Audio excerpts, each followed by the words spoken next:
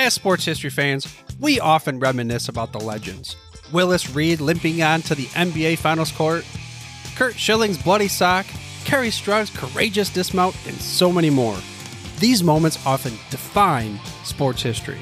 But what about the countless injuries that did not become legends, or careers that were derailed due to inadequate care? That's where this episode's sponsor comes in. Introducing to you ILP Sports Consultants, your trusted sports injury partner, available 24/7. Brian Maelli at ILP Sports Consultants has over 20 years of experience in the orthopedic and sports medicine industry, and he has worked with athletes across the gamut, from youth to amateurs, professionals, in almost every sport played in the United States of America, accommodating athletes at every stage of their career. This adaptability ensures that ILP services are perfectly tailored to your skill level, no matter where you are in your athletic journey. With ILP, you are in control. Choose the steps that matter most to you. Diagnosis, treatment plan, recovery, or the whole journey. ILP services are tailored to your unique needs. Rushing for care is a common pitfall, leading to future problems. ILP Sports Consultants helps you make the right decisions, ensuring that you receive timely and safe care. And here's a bonus. Brian hosts the Injured List podcast, sharing insights and athlete stories you won't want to miss. Whether you're a concerned parent or grandparent, or an athlete yourself seeking guidance, ILP Sports Consultants is your beacon of hope in sports injury management. Visit ilpsports.com today. That's the letters ilpsports.com. ILP Sports Consultants, where your well-being is the priority and your recovery is the mission. Choose ILP Sports Consultants for a healthier sports journey, helping you get back in the game the smart way.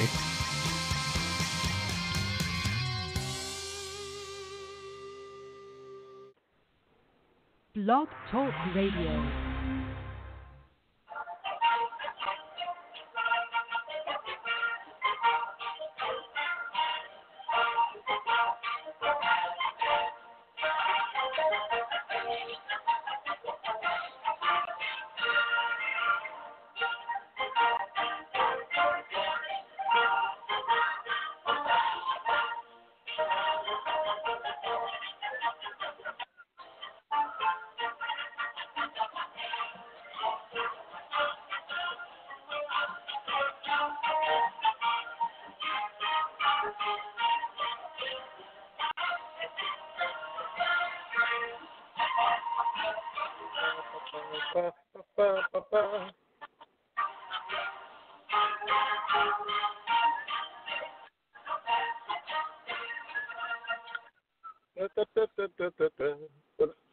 Tonight, we'll go back in time, the season's past, when 22 men graced the rugged fields of yesterday, fighting for one more first down, one more yard gain, one final score which would bring victory after 60 minutes of battle on the gridiron.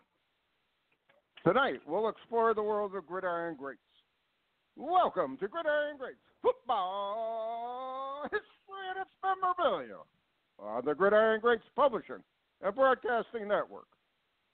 In conjunction with Slick Enterprises, we're live from the Wallingford, Connecticut home of Gridiron Greats Magazine. And I'm Bob Slick, publisher and editor of Gridiron Greats Magazine. And I'll be your host for the show. Gridiron Greats is the only publication in America which focuses upon the history and memorabilia of the North American football game since its inception in 1869. We cover 150-plus years of football history and memorabilia. You'll find us on the web at gridirongreatsmagazine.com. It's at this time I'd like to introduce my co-host. He's a senior contributing writer to Gridiron Greats Magazine, a football memorabilia historian specializing in pre-World War II items, in particular Red Grange, and also Seattle Seahawk items, in particular Steve Largent. He hails from Portland, Oregon, Mr. Joe Squires. Joe, welcome to the show this evening.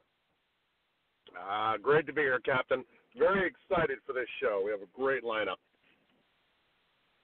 Very excited myself too, Joe, and we're back.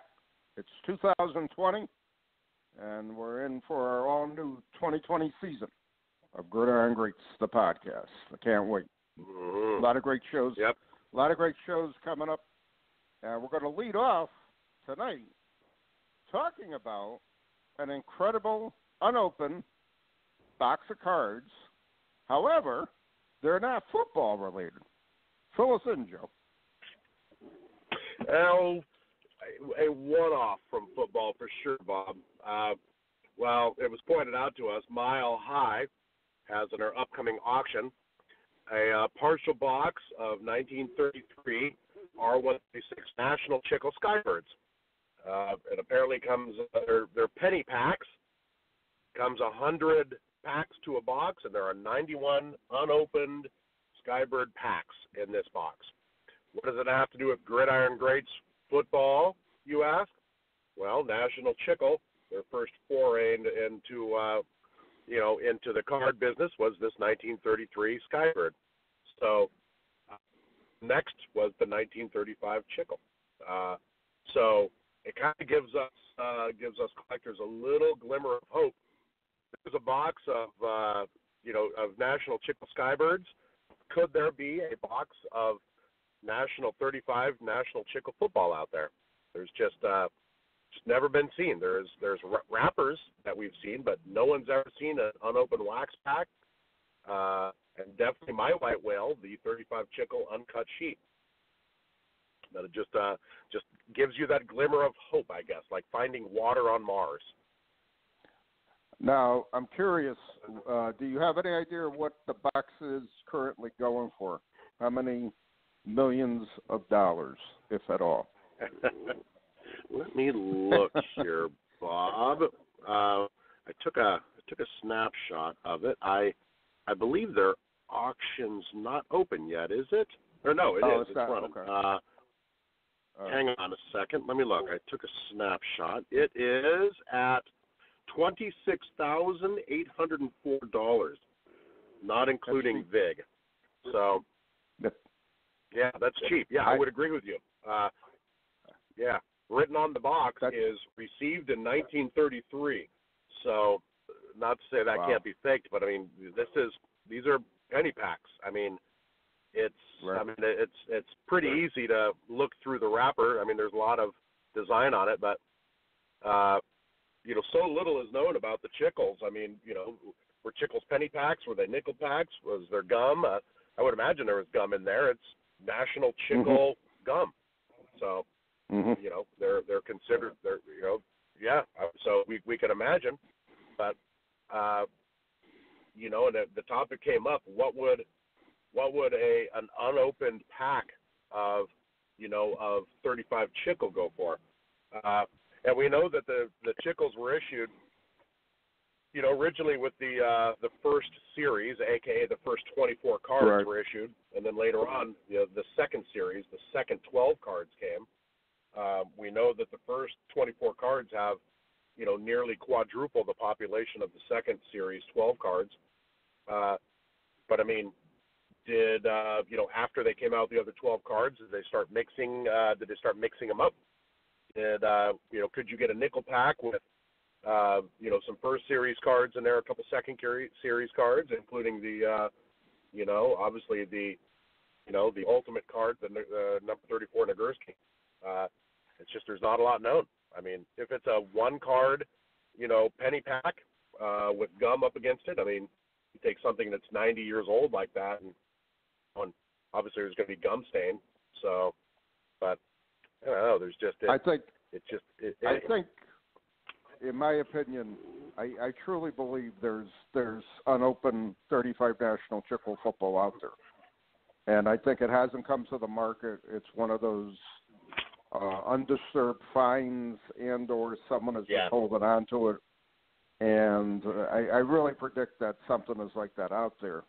Now, what will be interesting to see as a parallel, whoever wins these 91 packs, okay, so what are you going to do? Are you going to try to encapsulate all 91 packs and get them graded? Are you going to actually open something to see what's in it? Or are you going to just keep it intact, so on and so forth? So, what I find interesting is the way it's being marketed as the 91 packs, complete in the box as one lot. I personally think it might have been. Well, I don't know. I would have broken it up to have a few people get it. You know what I mean? Yeah. And then just break everything down and then sell it and sell the box separately, sell packs separately, so on and so forth. But I'm not the auctioneer, so therefore, we have no input whatsoever on it.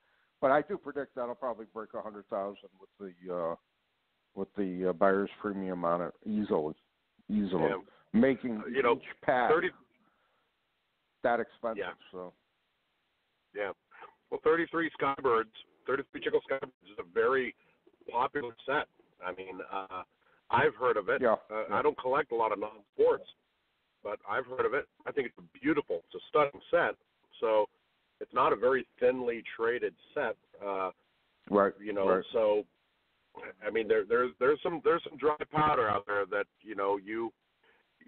that people have, that something like this comes along, this once in forever. I mean, and there's people that it hits that realm of must have. But you remember, what was it, like 13, 15 years ago? Somebody discovered several cello packs. Their uncle worked for Topps in 1955 and had taken a couple boxes of cello. So for decades, the number one set had a bunch of PSA 9s. And all of a sudden, this gentleman came along, and he, started getting PSA 10s graded, and he easily took over the number one spot. But suddenly, just everything we knew about this All-American set was busted wide open just by this one great find of, an uncle worked for Topps, brought some boxes home, stuffed it in an attic, or stuffed it in a closet, and years later it was discovered. I mean, I agree with you, Bob. There's a box, there's a pack, there's a something, and my fingers are crossed. There's an uncut, sheet. I don't care if it's printer's proof. I don't care if it's blank backed. There's an uncut sheet of National Chickle out there somewhere, and you want to talk about a must-have. If one of those appeared, that would be. I'd start recycling cans the next day to save up. Right. I went through some older notes I had today, knowing we were going to talk about the Chickles, and I go back about 12 years to a fella who contacted me via email at the time, and he basically just collected the 35 Chickle set. I didn't write down his name for whatever reason. I'm very surprised about it. But he bought all my Chickles at the time, so this was roughly 2008. I remember setting up at the Baltimore National the last time it was there, and I had a bunch of Chickles with me, and I remember one guy ended up buying them all. And I said to him straight out, I said, you wouldn't happen to be a guy who bought from me. I introduced myself, and he says, oh, yeah, you are the guy I bought them from. So I said, is that all you collect? He says, yeah, I only collect 1935 National Chickles.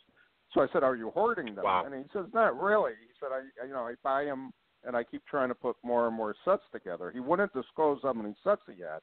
And again, I never took his name down. I don't remember, but he was from the Maryland area, so I thought that was pretty interesting. So anyways, it popped in my mind, and I went into my notes today since we were going to talk about the Skybird. I'm wondering if that type of person is somebody who might have, the wrapper hidden away, or have the display box, wax pack hidden, Yeah. That'd be fascinating if it did. So. I've just always thought of these historic finds like this, like, somebody will come forth 4 or 5 packs, and it'll be, my dad, my grandfather, was 13. He lived in Philadelphia. He bought these packs when he was a kid and put them in his shoebox. We found the shoebox, et cetera. I mean, as morbid as it sounds, they put it in shoebox. He died of polio in the outbreak, something like that, and it's out there. It's like a glimmer of hope. It's life. It's for us hobbyists. I mean, I've collected wax packs at various times. I still go on eBay every once in a while and do a little eBay search and think about it and go, nope. 50% of those are bad. But discovering chicle wax, I mean, it'd be incredible. And like I've said before, reach out to me if anyone out there has a line on a 35 chicle uncut sheet. I'm a buyer. And you've got a whale on the end of the hook. So I'll take it. I know my station in this hobby. So it would just be an incredible find. I mean, I go back to the 48 leaf, partial uncut sheet that I bought a decade ago, and right. I paid whatever the guy was asking, didn't hesitate. I've never looked back, and I've never seen another one since. So it's that incredible. I mean, your 48 leaf is rare of rare. I mean, it's a 1-of-1. And again, that's a really good example because again, how many are out there? Probably 2, maybe. Yeah. Yours and somebody's something that's buried somewhere type of thing. So it's really incredible one way or the other if you think about it. That this came to the market, and we'll see where the price actually ends up. I predict with the buyer's premium well over $100,000. I could be way off. I mean, this could be a $200,000-$300,000 sale. Who knows? I was trying to think about, because we've never known. We're pretty sure 35 chicle was cut on 24 on 24 card uncut sheets, and then 12 later. Right. So they were single printed later with the half of the first series. I started playing around because the Skybird is a series of 144, but only 108 cards were actually issued. So if you take a 24 card uncut sheet and you multiply by 6, you get 144 cards, which is what the series of 144 would be, I would imagine. So they had 6 sheet runs, but there is no 108 divisible by 24. It ends up being 4.5, really. So I mean, obviously there's some some double print cards, or not double print, I guess. There's some cards that were only done every other sheet, is the only way the math works out if it's a 24 card uncut sheet, which is weird. I love the Skybird, but I'm not that into the set, so it'd be interesting to look at what the short prints are, in the set, and I'd be willing to bet you could do the math and figure out which 12 cards were on the tail end of that, fourth sheet, that were only single printed. Mm-hmm. So, truly amazing. But I still maintain that, and we're both in agreement. There are still hidden gems in the market. There are still things waiting to be found. As much as so many different things have been found, there's still, still avenues. There's still places to look, and never know what's going to come out there, one way or the other. And again, it'll be nice for the hobby to really confirm the 35 chicle all around distribution somehow, the printed sheet somehow, the wax pack somehow, so on and so forth. So that's something to definitely look forward to. I really hope it will happen one day, and we'll see it. It'll truly be amazing, to say the least.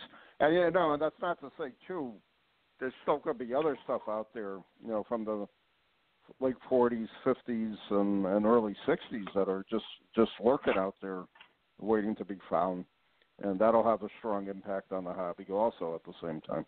So it'll be very interesting to see what happens in the long run. And I know you have announced tonight, if there's a 35 uncut sheet out there, you would like to purchase it, and I'll be the go-between for contacting my co-host. Reach out to Bob at Gridiron Greats. And trust me, I'd appreciate it. I won't give my email address. It's way too complicated, and I'd have to explain it to too many people. But it's that's why I use my work email address most of the time, Bob. I think most people gave up on my Hotmail address. But No, it does give us hope, doesn't it? I mean, you think about.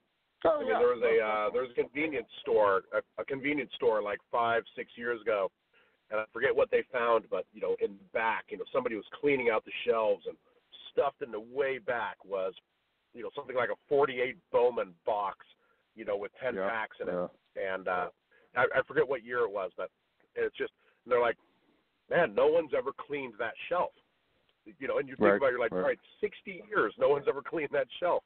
I mean, and they've been sitting there. It gives you hope that, in a convenience store, in a shoebox, in an attic, somewhere, there's some 35 Chickle wax packs stuffed in a closet, somewhere is an uncut sheet. So a printer. Somebody worked for Chickle, and they're a printer. Somebody brought sheets home and showed them to their kids, and those kids rolled them up and put them somewhere. Yeah, so amazing. We've heard Truly many amazing. stories of, the dad who was the printer who brought stuff home and showed the kids. I mean, we had a guest previously who, whose dad worked and, showed him stuff. Was Right. Leland? Right. Was that Josh? I think it was Josh, wasn't it? Oh, anyways, but very cool. Just a historic thing, and I like Mile High. They've always ended up with really cool things, and it's. It's a cool auction, time right now. You've got, the tail end of Heritage, Mile High. Huggins starts here in a little while. They just opened their preview up. It didn't look like there was very good stuff in there. And Huggins usually has one or two cool things, but looks like they kind of drew a blank on this one. But, oh well. Even Michael Jordan missed free throws. Yeah, it's pretty amazing one way or the other what will come out, and it'll be amazing to see in the long run, what this is going to go for in the market. So it'll be interesting one way or the other. So, all right, it's at this time I'd like to introduce our special guest. He is the founder and CEO of Ebbets Field Flannels. I'd like to introduce to our show tonight, Mr. Jerry Cohen. Jerry, welcome to the show. Thank you very much. How are you guys? We're good. Oh, We're good. Great. Sorry I Jared, called in thanks for just being a minute late. No problem. No problem. worries. No problem. Jerry, thanks Jerry, for being on the show. I'm a huge fan of your website. Thank you. Thank you very much. Sure, thanks. Jerry, I'd like to start off by asking you, how did you start Ebbets Field Flannels? Can you give our listeners some background Yeah, on it was a long time ago in the pre-internet dawn of time in the late 80s. If anybody out there remembers that. I was at the time just looking for one of the old flannel baseball shirts for myself, basically to wear on stage. I was playing in bands at the time, actually still do, but and I had a kind of a background in baseball history just as an amateur, fan, and I loved growing up graphics, all sports graphics, but mostly baseball. So long story short is I couldn't find what I wanted, and I tried a few things, little ads in magazines I responded to, and was frustrated, and that made me mad, and that made me obsessed. And one thing led to another, and had a few shirts made for myself, and then people wanted to buy them, and so that's what started Ebbets Field Flannels back in 1988. Wow. You had a quote somewhere, Jerry, that was a fruitless search for vintage flannel baseball jerseys led to the formation of Ebbets. I really liked that, the fruitless search. That's almost how I found you. I've been looking for like Red Grange and Jim Thorpe jerseys, and I stumbled across your Canton Bulldog jerseys about a month ago, and I was 2 hours later I'm done looking at your website. It was an amazing rabbit hole to go down. Well, we appreciate that. Thorpe is, as you know, an interesting character because he was such an integral part of sports in the early 20th century, not just obviously in the Olympics, but he played professional baseball as well as football. And we've actually done a few jerseys that he wore at different times. back in an earlier version of the company, or an earlier time in the company, we made his Oorang Indians jersey as well in the the 1920s NFL. You know, when they had teams go in and out of the league for like a single season for 10 years or so. Oh, yeah. Wow. Jerry, this is the one place you can nerd out. Yeah. And this is probably the only other place you'd be able to mention the Oorang Indians, and we know exactly what you're talking about. Yeah, not many people would. That's very true. Obviously, yeah. Obviously, you're a huge baseball fan. I mean, Emmett Field, historic field, in New York. And I know you get your inspiration from looking at, some old baseball cards and just seeing the vintage uniforms. Do you collect football related? Are you a football fan? Don't. I am not a collector in that traditional sense. Like it's a profession for me. So any desires I have for as a hobby really kind of went a long time ago. When I was a kid, the cards were important because, back in the 60s, a lot of people would have trouble relating to this, but we actually didn't even have a color television yet. So to see, all of my early days of watching sports were on black and white television in the mid late 60s. Oh wow. And therefore the cards, I would love to get the baseball cards, especially because you could see the uniforms in color, and that was the only place other than some magazines like Sports Illustrated that you actually saw the color. So that was my relationship to cards. Unfortunately, was not by. If I had been smarter and had more foresight, I would have collected player cards that became valuable. But I didn't care about the players. I only cared about the uniforms. So unfortunately, I don't have a valuable baseball card collection. Well, that goes back to my story. When I was a kid, I used to put the football cards on the top of the TV set for the two teams that were playing. So I had a good handle seeing what the uniforms were actually in color. And I was always mesmerized because living in Connecticut in the middle of winter, and the 4:00 game is from the West Coast, and I would always ask my father, "Why is it nice over there? Why is it snowing over there?" Type of thing. Yeah. And that's definitely a memory of growing up in the '60s. That's for sure. Yep. Jerry, do you remember what year baseball set that was that you remember that you kind of became enamored and hooked in baseball? What set? What year? Yeah, what year set was it? I mean, because what had 51? I think 52 Tops obviously was color. 53 Bowman was split. No, it was much later because it was concurrent with me being a fan in the I lived in New Jersey near New York City.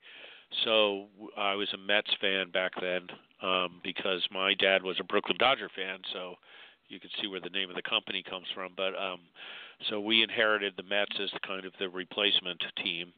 Yeah. And so I was a National League fan. So the American League teams, for example, were very exotic to me because though we got Yankee games on TV, I didn't really watch them. So I wasn't as familiar with the uniforms. But to answer your question, this would have been more in 66, 67, 68, that period that I started to really see the cards.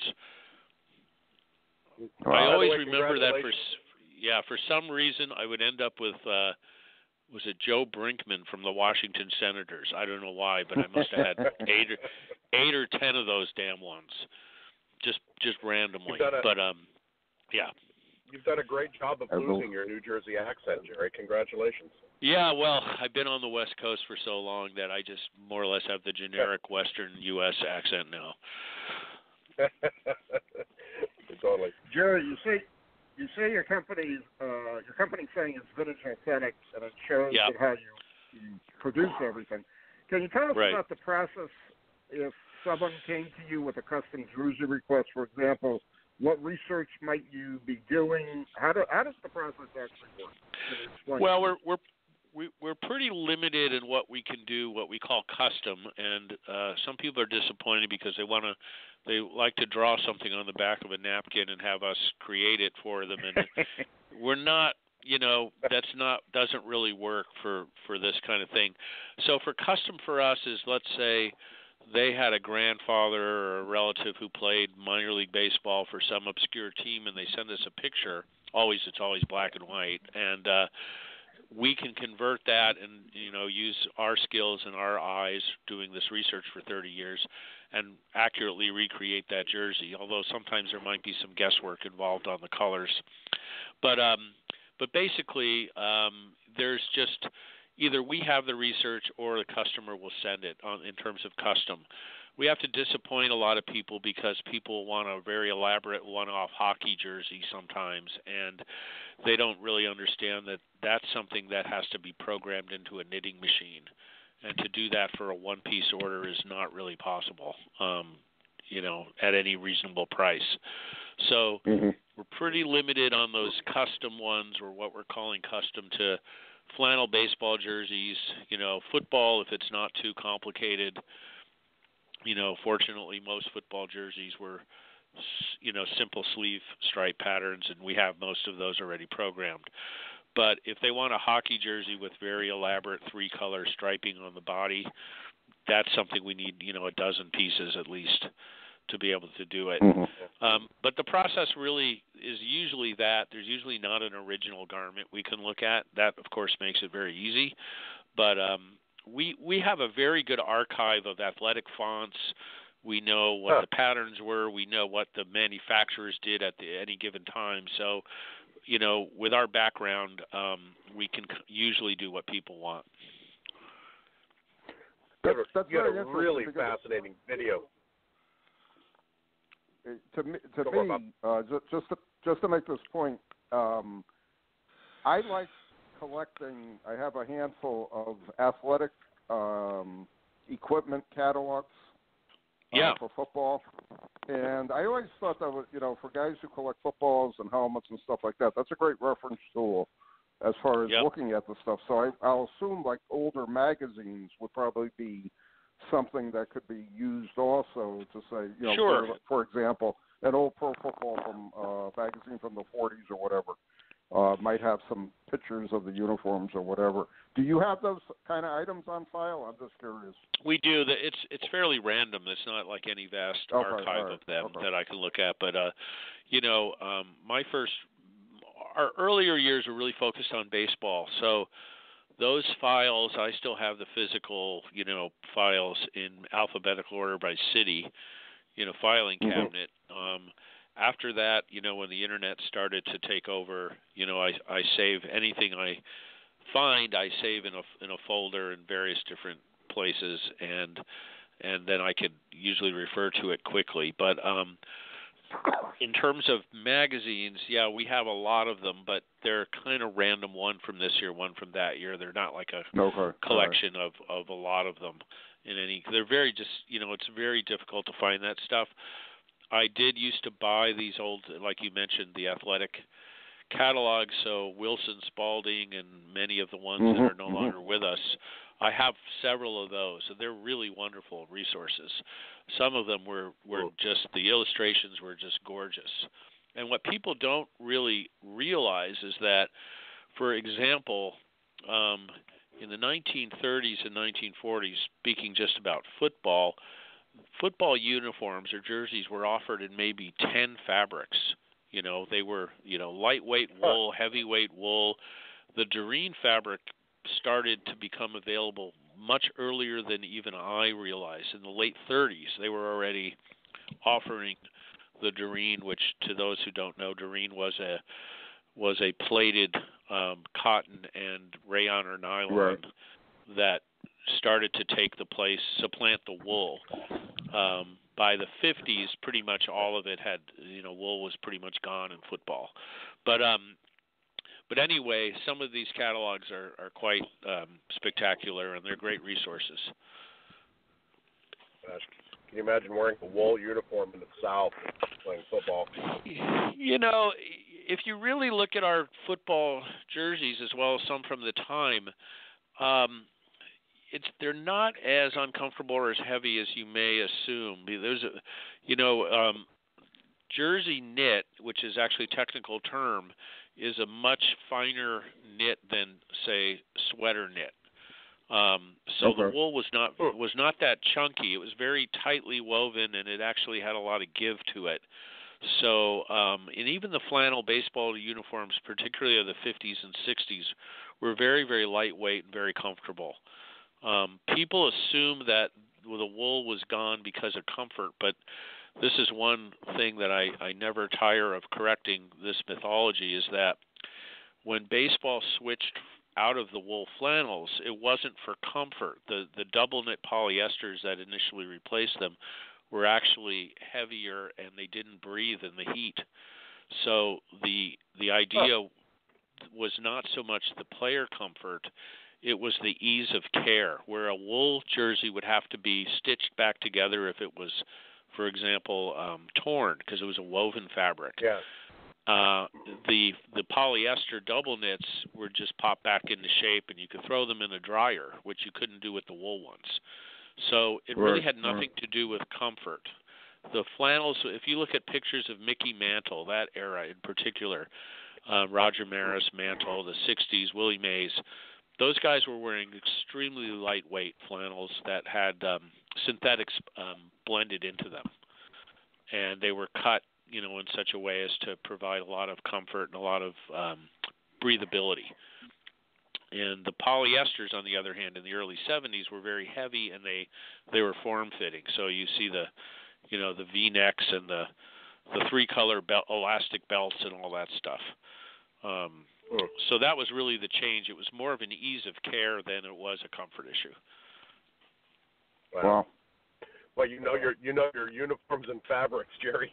Well, we believe in wool, really so we really just hate when people say, "Oh, how did they wear those?" Because we're trying to sell wool. Wow. No, it's amazing. I love it. You touched briefly on just customization of certain things, and I mentioned in our email exchange, I've been searching for a long time for an authentic Red Grange jersey from his playing days at Illinois. It's a colorful uniform with stripes on the arms. It's beautiful. I had never been able to find it, and that's, so I was asking about the process of there's a custom jersey. I mean, but one that you could probably, take vertical and stock or something. What's the process like if somebody comes with something like that?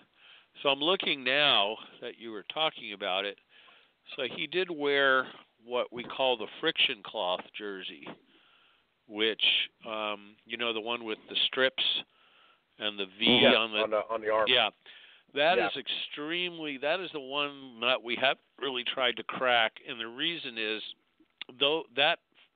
they used to call those, so for folks who don't know, if you've seen pictures of 1920s football, particularly college football, a player will have a bunch of strips of cloth sewn, usually in a pattern, on top of the jersey and on the arms of the jersey. That was supposedly to give the ball carriers more gripability when they held the football. And often you'll see a team picture where only about half the players are wearing the strips of cloth, and that's because the players who were not eligible to carry the ball didn't need them, and they would wear just a solid jersey. So, again, referring back to what I was just talking about we learned this from looking at the athletic catalogs from the manufacturers.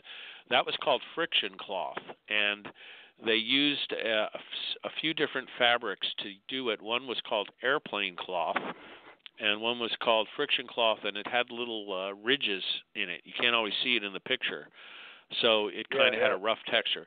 So anyway, unfortunately, none of that stuff is available. You'd have to get some company to actually manufacture that cloth. You can fake it a little bit with canvas, but because you would need to cut it into strips, the process to try to create that Red Grange would just, we've done it for people, but it's just such a pain. And it all has to be manually cut and then cut into that pattern so that the different strips create that shape. I've seen it in colleges sometimes they would even form a big letter out of that cloth, like North Dakota had a giant N in the friction cloth. Wow. But I'm looking now at Red Grange, and as I said, I think earlier in an email, we have made his New York Yankees jersey with his 77 for when he actually left the Bears. He was, too big a star and wanted his own league, basically, so his agent actually started the American Football League, the original American Football League, as a rival to the NFL, and Red Grange was signed to headquarter their flagship team, which was the New York Yankees. Yeah, but Jerry, who was his agent? I knew you were going to ask me that, and hey, the name a football crowd, brother. Pyle, C.C. Pyle. Do you see Cash and Carey Pyle? Right. Yeah, that's right. Cash and Carey. It came out of my brain from somewhere, but yeah, and we go on. I love this obscure stuff, but the AFL, the Yankees were very successful, but most of the other teams in the AFL were totally riding on Red Grange's fame. Oh, yeah. It's almost like if Will Chamberlain had gone to the ABA and that was the only well-known player they had. So whenever Red Grange was in town, they'd fill the stadium, but the rest of the time they struggled. So I think he went back to the Bears after that. After he blew a knee out, exactly. Yeah, they played his old team, the Bears. He blew a knee out and took a year off, made some really crappy movies, then went back to the Bears as a defensive back and running back. Yeah. You're in a safe place here, Jerry. We can talk football, we can talk Grange, we can talk points. Yeah. But so in other words, the Illinois jersey would just be too hard. But I mean, if somebody came to you and said, if somebody like me came to you and said, I love that jersey, what would the price be? I mean, because for that one, to hand cut all those pieces of canvas and put that, probably be a $500 project to knit the thing and stitch it together and then stitch on. It really comes down to the hand labor. That's what you're paying for more than in that case.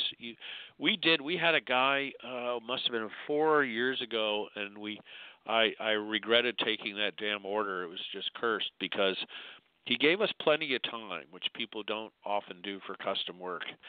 But he did give us enough time, but he wanted one of those Red Grange jerseys for his whole family. So he ordered like 6 of them. And he needed them for Christmas. He needed them for Christmas, and we thought we could do it, and we went down to the wire, and I just remember all that damn canvas and scissors and, trying to match those things up. It was a nightmare. We did get it to him, so we did get it. We did get it done, but we undercharged him because we had no idea when we took the order of how long it would take to make those. So I wish there was an easier way to do those because I happen to personally really love that style of jersey. I think they're great. Ditto. Well, I'd love to order one. Well, we'll take that offline. I'd love to firm up an order of a Red Grange, Illinois jersey. All right. It's my favorite jersey. It's one I've been looking for, and So we'll take that offline. But I want to wear that to the next national, just so everybody can go, where the hell did you get that cool jersey? And I'll go, Evans, baby, Evans. You have really good blogs, on your website. Again, I spent a couple hours on your website. I'm that guy. And one of your first blogs was about the Pacific Coast League. I live in Portland, just a little bit south of you. And I love that you had your favorite hat pick, Jerry's hat. And it was the San Francisco Seals, and I hadn't heard of them, so I looked at it a little bit. Obviously, the Portland Beavers down here were part of the PCL, and Jim Thorpe played, here in 1916, which is a little tidbit. Played for the Beavers for 1 year. Just PC. What's your history at the PCL, the San Francisco Seals, and why no love? The PCL is huge for us. I mean, when I moved to Seattle in '86, I learned about the Rainiers, which was the Seattle team up till the ill-fated Pilots were here for 1 year. But the PCL, I mean, there's not enough time probably to really get into it, but what your listeners should know about it was until the mid-'50s, there were only 16 Major League Baseball teams, and in 10 cities, all of them east of St. Louis. So, and minor league baseball was structured differently then. They were not. People have a hard time understanding that the minor league teams were mostly independent. So they weren't what you would call farm teams. They made deals with major league teams and they sold players, but they were not totally a part of their organization. So the setting for the Coast League, the Coast League was obviously up and down the West Coast, San Diego to Seattle, and all the major cities in between. But the baseball culture was every bit as rich as it was in the two major leagues. And a lot of the players, frankly, didn't want to play Major League Baseball because, in the Coast League, for a long time they played 200 games a year because of the weather was good. And they could stay home near their families. They didn't have to take another job. And, some great players like Joe DiMaggio, Ted Williams, just to name two, came out of the Coast League and were stars in the Coast League before they went to the majors. And so the baseball tradition on the coast was they had their own thing. What really changed it was television of major league games started to be broadcast into the Coast League cities and other big minor league cities in the early 50s, and it killed attendance because suddenly people were staying home. Whereas earlier, if you look at the attendance for the post-World War II Pacific Coast League, there were years where some of the Coast League teams outdrew the St. Louis Browns in the majors. Wow. I mean, L.A. had two teams, Hollywood and the original Angels, L.A. Angels. The Bay Area had three teams at one point, Oakland, San Francisco, and Mission. And then there were Sacramento, San Diego, Seattle, and Portland. So the Coast League was huge. Great players, great managers, great ballparks for the most part, and great uniforms, which is another thing about it. They tended to be a little more colorful than their major league counterparts. Now, of course, the Dodgers and Giants, the Coast League, what was going to happen, it's kind of an alternate history of baseball. The Coast League got certified as open classification. So in other words, instead of AAA, they basically were exempted from the MLB draft, and the plan was to certify them as the third major league. Well, Walter O'Malley had a slightly different idea and moved his Brooklyn Dodgers team and got Horace Stoneham to move the New York Giants to the West Coast, and that killed the Coast League in terms of it being a major league because they took out the two biggest territories. And after that, the Coast League became, currently still a regular, what I call a regular minor league. But before that, it was independent. And you're right about Thorpe playing there briefly. Portland was a great franchise. And, in fact, I believe the Portland Beavers, who are sadly no more, were the last of the classic 8 Coast League cities to stay. Portland was there through the 90s. Yep, they shut down in, I think, 2003 or 2004 when I think Portland that's right. Got MLS soccer. So they destroyed Civic Stadium. Well, from my point of view, because where left field was, they added a soccer grandstand, so you can't play baseball there anymore. Yeah. I have a really good picture of Thorpe wearing that Portland jersey, standing, in the field that hangs in my office, and then going to your website and seeing that Portland jersey was really cool. It was just, and you can see in your website, the photos are amazing. You can feel the texture of the fabric. The picture is so high def. You can see the texture, and just looking at the picture, you can feel, you quickly feel it. It's very well done. Yeah, it's great. One good thing that the internet has done is much better quality photos are available than when I started. I mean, I literally went for the first 2 or 3 years of our business, I would go to the Baseball Hall of Fame library in the wintertime when it pretty much was shut down. But it was still open, but the town was basically shut down, and I just photographed every sporting news and every magazine and photograph that was in there. But I ended up with a lot of stuff, but it was very poor quality in a lot of times. And for what I do, the difference between a blurry black and white photo and a really highly detailed one, like you mentioned, is night and day. Because, for example, sometimes you can't tell initially that it's pinstripe fabric, except on a better quality, richer toned picture, where you can pick up details like that. Details of embroidery and sleeve patches, all that stuff. The quality of the photo is really, really key. Another amazing thing Gary, that is done is cat videos, Jerry. Cat videos, the Internet's brought to us. Cat videos, is that right? I'll get on that. Yeah. Pretty amazing. Pretty amazing. Jerry, what are some of the biggest football sellers for you, for your company? Well, this is new, relatively new, because we just got our NFL license last year, second half of the year. So early, the definitely Bart Starr Green Bay Packers jersey is, we only go up to 1960, so you have to remember that our time frame is fairly limited. And that's not up to us necessarily. That's just the scope of our license with the NFL.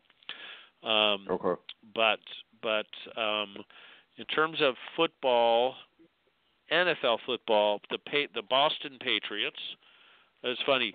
Social media is great. Someone posted a comment on our page mocking us for calling them the Boston Patriots, as if we don't know what we're doing.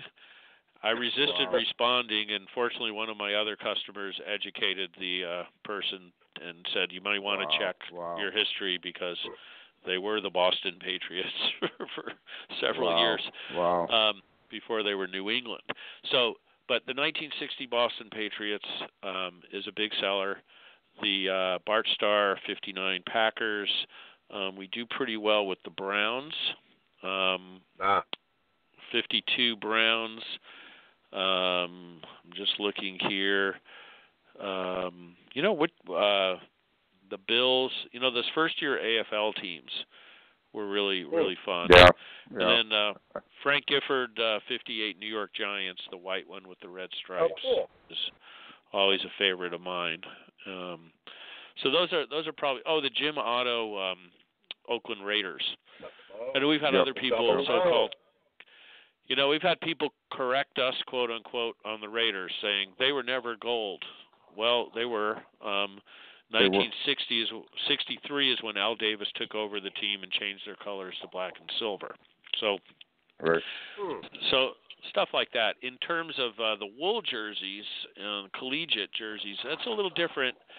I think the Princeton jersey is one of our most popular, and the Army jersey. Yeah. Wow. That's cool. That just warmed my heart, Jerry. Those are some really good jerseys you listed. Thank you. So, do you have a favorite? I mean, and is your top seller usually your favorite? Do they coincide? I have my own favorites aesthetically, and sometimes they're not the ones that are the most obvious sales-wise. Yeah. But for example, in NFL, let me look here. I haven't talked about the NFL. The earlier NFL were wool. We don't sell as many of the wool, but I love that Sammy Bell Washington jersey from '48. Even though it's very plain, the number style is really great. And even though it's very odd, the 34 Detroit Lions is really cool. Just this that Honolulu blue and just the big weird number 7 on it. And I love, I'm a Giants fan, sadly, New York Giants, but the 33 Giants with the body stripes, a little bit like the Montreal Canadiens almost. Very unusual. I mean, I had a Giants fan go crazy and say, "Why are you making that jersey? Nobody wants that jersey." Blah blah blah. Well, I made it because I like it. Because when you own the company, you have some privileges. Good for you. And all the Giant jerseys from that period that were associated with more winning teams were all plain blue. solid blue or solid red. That's So cool. quite a few. I like the Packers. They've worn throwback versions of this Packers with the navy blue with the little circle with the number on it. Right. So those are some of my own favorites. Well, you just named some good ones. That Detroit Lion, Bobby Lane, number 7 jersey. I love that one. That's good looking. Yeah, I wish I was able to do the. that's the road. I think I didn't do the home because, these are all yarns, Right. and if you don't have the exact shade available, and to make that Honolulu blue yarn, we'd have to order so many thousands of pounds of the yarn to make one jersey. So we kind of got around that by doing the white version with just the blue stripes on the sleeve, where it didn't call for.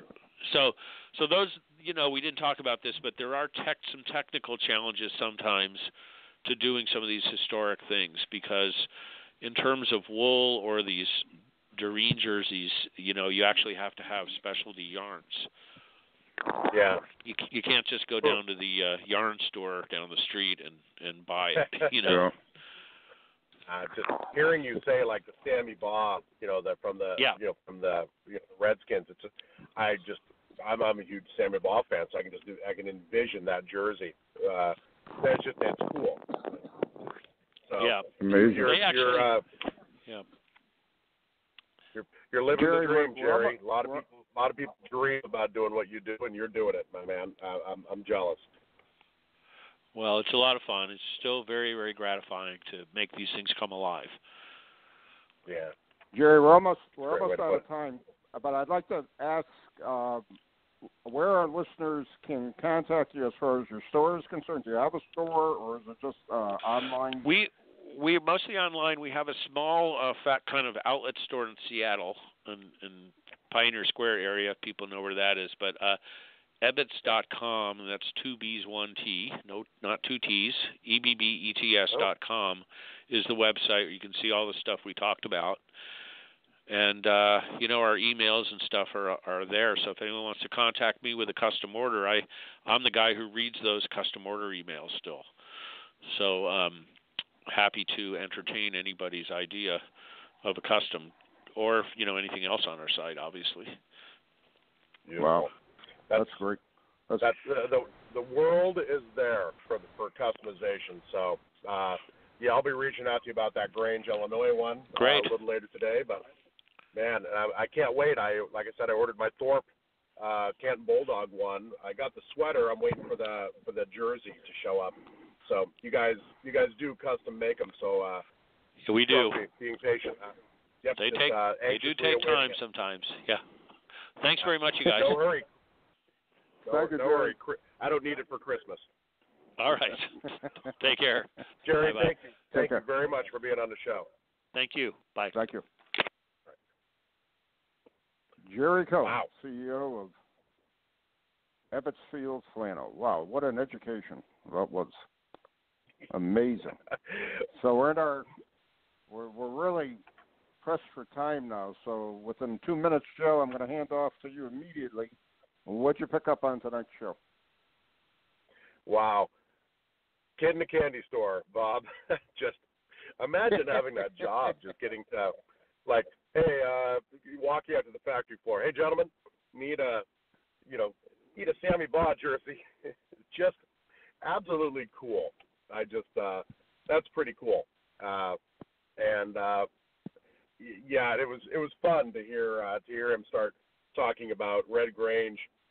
It'd be like, talking about the law at a lawyer's convention. It's just, it was fun to hear him, go down that street. And it's like, yeah, this is the one place you can nerd out on these things, and you're in good company. Yeah, it's kind of funny. To me, it parallels all those jersey and uniform collectors out there who search everywhere to try to find these jerseys, find these game day capes, stuff like that, and that's what it comes to mind with for me, listening to them. And to me, it's great because it does preserve the history of the game. and somebody walking down the street with a 1933 Lions jersey could be saying, "What team is that? I never saw anything like that." And and you never know what's going to happen from there. That's the very interesting part of it. So, but it was very interesting to hear the process and to hear what really goes into that process of making these jerseys. I mean, it's amazing, to say the least. Oh, the video. Right, we got about the video on their left. website. Oh, yep. The video on their website really goes into detail about cutting the fabric, stitching it. It's pretty fascinating. It's a lot of this stuff is special ordered.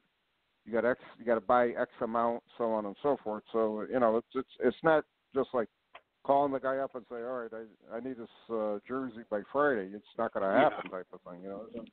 There's a lot involved in it, to say the least. So it's very, very interesting, very educational tonight. We're going to be back with our second show of January very soon, and wrapping this up. Again, something very different than what we're normally used to as far as a guest, but it was very educational. And Joe, I thank you for doing the legwork on it and obtaining him as a guest for tonight's show. So it was very good, very interesting. And I enjoyed seeing the jerseys you picked up. You sent me a few pictures of them, so that was pretty cool, to say the least. All right, we're almost out of time. I'd like to thank everybody for listening. Remember, GridironGreatsMagazine.com if you're not a subscriber. And you can check out our website, and we'll give you all subscription and back issue information. Joe, final thoughts real quick. 5 seconds. Best seat in the house, Bob. Always. Amazing. All right. Thanks for listening. We'll be back. Hey there, sports history fan. This is Arnie Chapman, a.k.a. the Football History Dude, and I wanted to thank you for stopping by to listen to another episode here on the Sports History Network. Our podcasters are passionate about uncovering and sharing sports stories from yesteryear. And if you didn't know it already, we have over 30 shows across the network covering all sorts of sports history topics. In fact, here's a glimpse into one of our awesome podcasts here on the network. Each week, the official Football Learning Academy podcast will take you deep into the history of pro football through interviews with players, coaches, or administrators in the NFL, as well as interviews with Pro Football Hall of Fame selectors, authors, and historians. You'll learn how the game evolved and important moments that shaped the sport into what it is today. And don't miss the Pro Football History Nugget of the Week. Listen to the official Football Learning Academy podcast on the Sports History Network. How about that? I bet you're super hyped to go listen to that new podcast, right?